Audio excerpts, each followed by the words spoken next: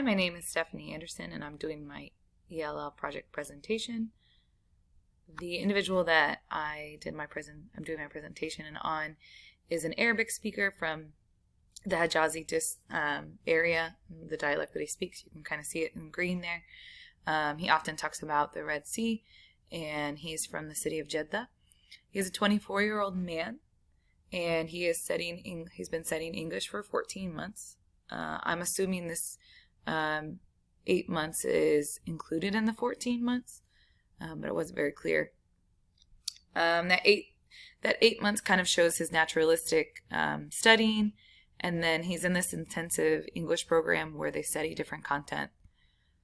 Just some additional things that he does. He watches YouTube English tutorials, which I would assume is a little bit instructional and naturalistic.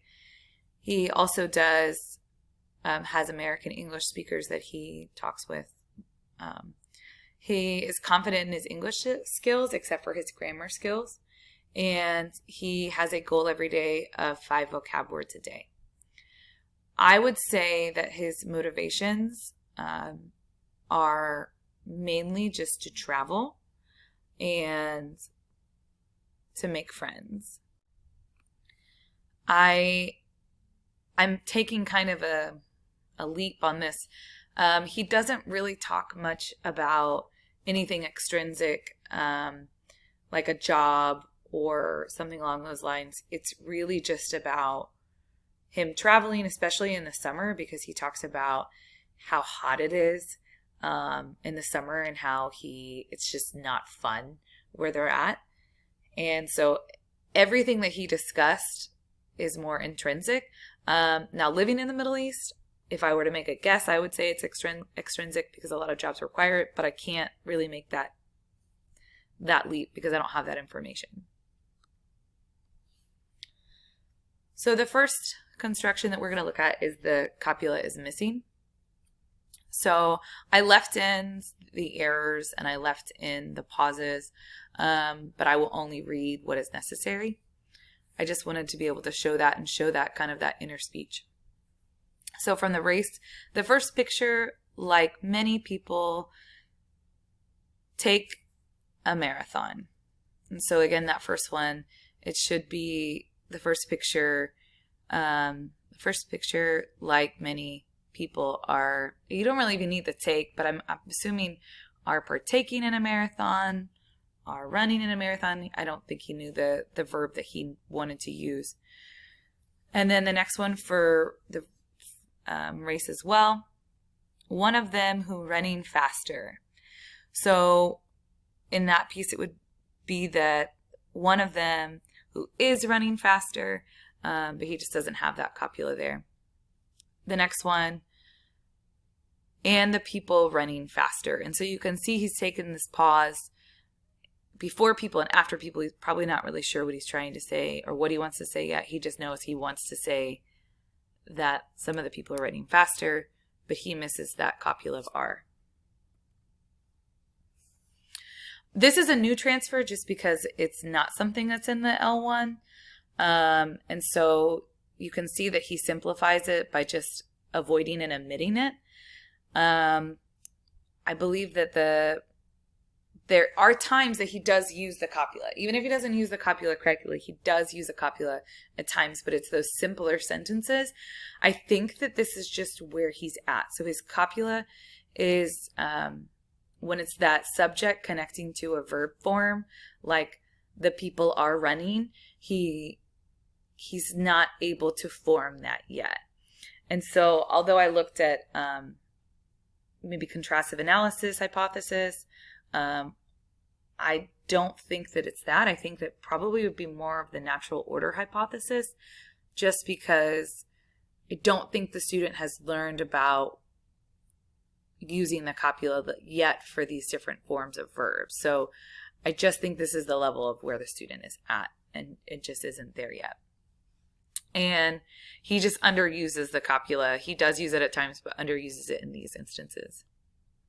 The second construction, the plural marker and the agreement. So again, on this first one, we actually do see him use a copula, even though it's wrong. there is 6 picture here.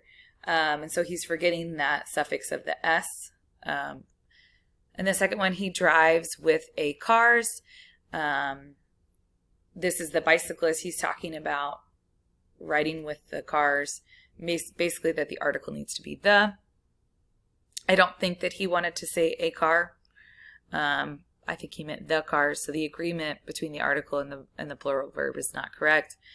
And then this one is a little bit trickier for me to kind of decipher. And I see this more as a global error and the rest a local error, because he's trying to say that the person that I think he's trying to say that the person that's driving the car is angry about the boy, not the person cars. But he doesn't either have the information he needs to discuss it, or I'm not sure. But that's the one that I think is more of a global error than the other two.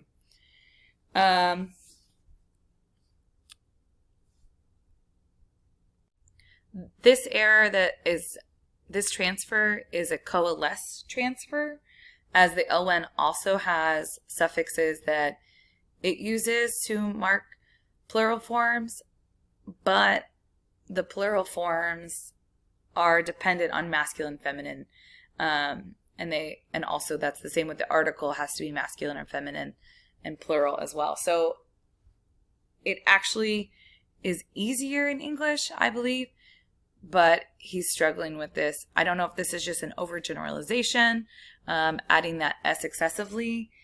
It's also like an unmarked transfer because there is a plural form of suffix for both, which is why I felt like this was kind of a universal grammar issue, but I don't know if the individual was just overusing the suffix of S, or just confuse it with verb forms, or just, again, isn't at the level yet to accomplish this on a regular basis. When I compared the written and the spoken output, I really only looked at both of the home. I looked at the written home and I looked at the spoken home. I didn't focus so much on the other two spoken forms. And so when I looked at them, I would be kind of curious to know if the written was done before the spoken. I would assume that that's how the assignment was given, because the written has a lot of less grammatical errors, obviously because that student has time to really think through and process, whereas the spoken has a lot more grammatical errors. But the written is smaller. The sentences are smaller. The structure is smaller. There's less details there. Whereas in the spoken, the sentences are longer, not even just with errors, but just more content, more details. So more free thinking, it seems, during the spoken. And I don't know if it's just that in the written, there's this fear of making mistakes, and so they stray away from them. The written is more organized, where in the spoken, I assume that there's more inner speech. As you saw, there was these pauses, and there is private speech. There's these corrections that he works through, where it's not as organized sometimes in his spoken. Also, he frequently omits articles. So in the written, and in the spoken, he does omit some articles, but the bigger issues are the copulas and the plural errors, which goes back to there being more global errors in the spoken and harder to understand, whereas in the written, there's more local errors and easier to understand. I would say that most of the written errors are more unmarked errors, more universal errors that are seen throughout many languages, whereas the spoken has kind of a mix of both marked and unmarked errors.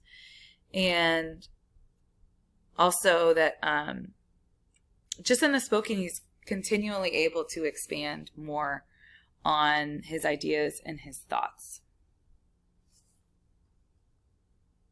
I thought that overall, I was able to understand what my speaker was trying to say. I do think if I didn't have the pictures to follow, that I would be very lost in some of the content he was trying to say, especially in the cars. And even in the cars, I almost disagreed with him a little bit in some of the ways that he interpreted the pictures, but I think that was just how he interpreted the pictures. He definitely saw the bicyclist as the antagonist and as the person at fault, where I interpreted the pictures more of the car being the antagonist. And so I don't know if that was a cultural or we both just saw the pictures very differently. But because of these pictures that I had, because I was able to match it what he was saying, it made a lot more sense. And I think some of his issues would be harder, some of his speech would be harder to understand if I didn't have those pictures to line up with.